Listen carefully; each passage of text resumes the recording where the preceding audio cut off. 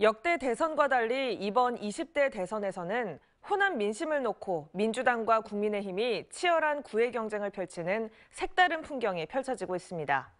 그렇다면 호남 표심이 왜 중요한 걸까요? 수치로 살펴보겠습니다. 한신구 기자입니다. 이번 20대 대선에서 광주와 전남, 전북을 합친 호남 유권자는 432만 3,700명, 전체 유권자 4,417만 2,000명의 9.8%에 불과합니다. 10명의 채 1명꼴도 안 되는데 왜 이렇게 호남 표심을 놓고 다투는 걸까요? 역대 대선 결과와 비교해보면 이해가 쉽습니다. 민주당은 지난 15대, 16대, 18대 대선 호남에서 90%가 넘는 압도적 득표를 받았습니다. 반면 국민의힘 전신 후보들은 지난 18대 박근혜 후보가 받았던 10%가 최고치였습니다. 그런데 이번 대선에선 20%를 넘어 30%를 목표치로 내세웠습니다. 호남의 반민주당 정서와 2030 세대의 달라진 표심에 주목한 건데요. 실제로 20%를 득표한다면 어떻게 될까요? 실제 투표율에 따라 달라지겠지만 유권자 80%가 투표한다고 가정해 보겠습니다.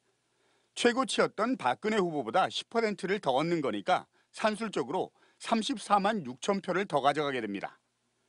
민주당 입장에선 그만큼 뺏기는 거니까 이 34만 6천 표는 2배인 69만 2천 표의 위력을 발휘합니다.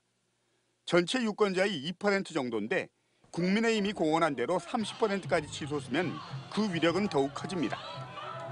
오차 범위 내에서 치열한 접전을 펼치고 있는 양당으로선 승패를 가늠할 수 있는 정도의 파괴력입니다. 특히 달라진 호남의 표심이 수도권 등 타 지역에 미치는 여파와 이에 따른 표의 득실은 부수효과입니다.